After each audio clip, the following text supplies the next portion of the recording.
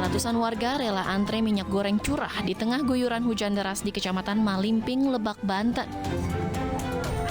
Dengan menggunakan payung dan jas hujan, mereka rela antre berjam-jam demi mendapatkan minyak goreng curah seharga Rp14.000 per liter. Setiap orang hanya boleh membeli minyak goreng curah sebanyak 5 liter.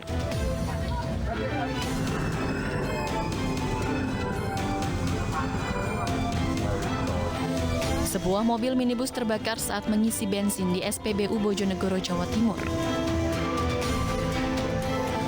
Menurut saksi mata, percikan api muncul saat kendaraan selesai mengisi bahan bakar dan api langsung membesar membakar mobil. Beruntung api tidak menyambar tangki SPBU.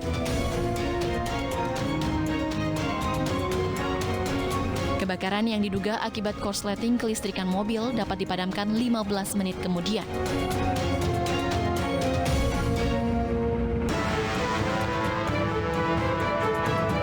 Seorang pria ditemukan tewas dalam mobil di lampu merah Jalan R. Sukamto, Palembang, Sumatera Selatan. Korban ditemukan pada posisi kemudi di dalam mobilnya.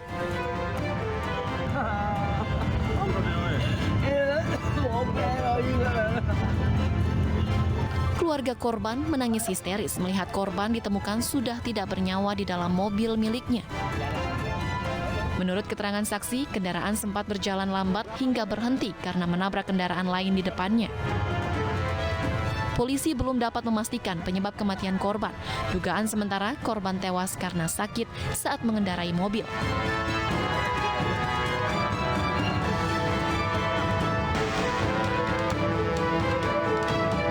Seekor harimau Sumatera dilaporkan memasuki wilayah perkebunan warga Desa Bawan, Kecamatan Sultan Daulat, Kota Subus Salam, Aceh. Untuk mencegah konflik antar manusia dan harimau, BKSDA Aceh langsung turun ke lokasi.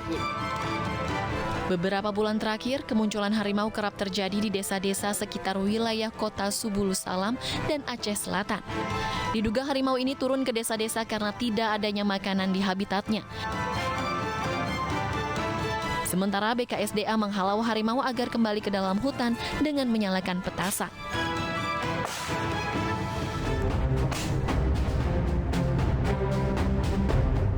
Pencarian korban kapal KM Ladang Pertiwi terus dilakukan oleh tim Basarnas Sulawesi Selatan. Sejauh ini data terbaru yang dirilis oleh Basarnas Sulawesi Selatan ada 50 orang korban kapal tenggelam, 31 orang ditemukan, sementara 19 orang masih dalam pencarian. Memberikan penyampaian bahwa jumlah itu adalah 50 sementara, sehingga yang kita carikan selamat sudah 31 orang, sehingga yang kita cari sekarang sisa 19 orang. Tim SAR gabungan menjemput pemilik kapal bersama juragan kapal, nahkoda kapal beserta kepala desa Pamas dari Pulau Pamantauan untuk kepentingan penyelidikan. Keempatnya dibawa ke Mapolda Sulawesi Selatan untuk pemeriksaan terkait jumlah penumpang KM Ladang Pertiwi serta penyebab kapal tenggelam untuk mencari penyebab karamnya kapal. Apakah karena kelalaian atau murni kecelakaan akibat cuaca buruk?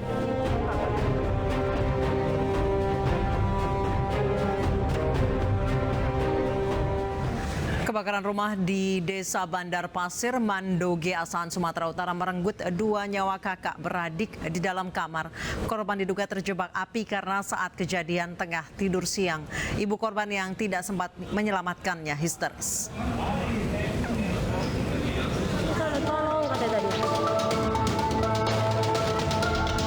Inilah detik-detik saat kebakaran melanda rumah milik Beni Asmar Naibaho di Dusun 3 Asahan, Sumatera Utara. Warga sekitar bersama polisi yang tiba di lokasi berupaya memadamkan api dengan alat seadanya.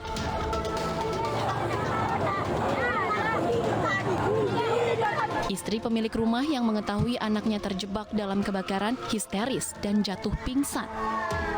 Ia tak menyangka kedua anaknya tewas dalam peristiwa kebakaran.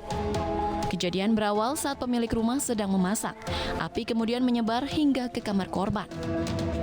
Korban yang berusia 3 dan 6 tahun terjebak karena sedang tidur siang.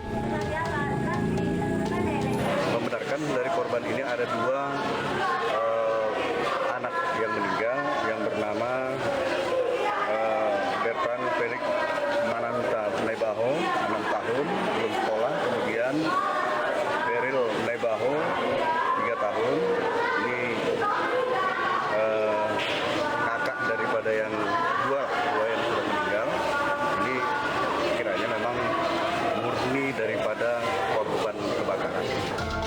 Kasus kebakaran kini dalam penanganan pihak kepolisian sektor Mandoge. Sementara kedua korban akan dimakamkan tak jauh dari rumah duka.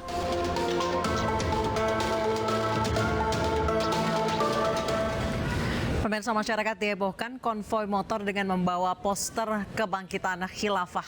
Polisi akan menyelidiki pengendara motor yang terlibat dalam konvoi.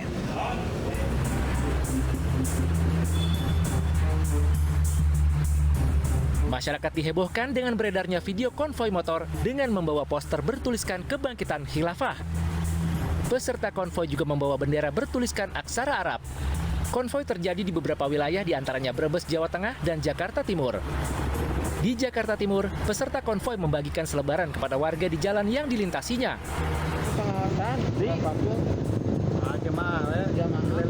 Diduga organisasi Khilafatul Muslimin yang menjadi inisiasi konvoi ini. Ini gimana, Bang? Baginya berkeliling ngasih, kita lagi duduk, terus kita baca-baca aja. Dia nggak ngomong apa-apa. Itu iring-iringannya dari mana? Dari depan PGC. Dari depan PGC, berapa motor kira-kira? Kurang tahu banyak sih. Banyak motornya. Pakai bendera-bendera gitu ya, Bang ya? Ya. Bawa bendera-bendera juga. Bendera apa, Bang? Namanya? Ada tulisan Arab itu, Bang. Tulisan Arab ya. Sementara Polda Metro Jaya menyatakan akan mengusut video konvoi yang membawa poster kebangkitan khilafah. Polda Metro Jaya tentunya akan mendalami ya video tersebut ya, karena kita sudah mendapat data itu terjadi di daerah Jakarta Timur ya. Kami akan mencari data dulu terhadap pengendara-pengendara yang nampak di dalam video viral tersebut. Kemudian tentunya kita akan memanggil mereka, kemudian juga akan menanyakan maksud tujuan. Kemudian kita tentunya dalam hal ini akan memberikan edukasi ya terhadap mereka agar tidak menyimpang seperti ini ya.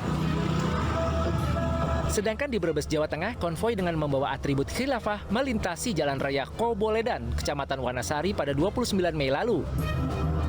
Warga setempat tidak mengetahui dari mana rombongan berasal.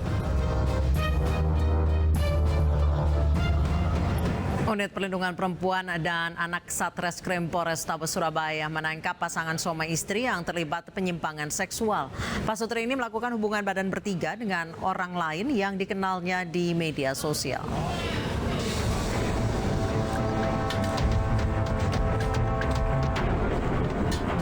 Praktek penyimpangan seksual dari pasangan suami istri di Surabaya terbongkar petugas. Tersangka Y menawarkan praktek threesome di media sosial Facebook.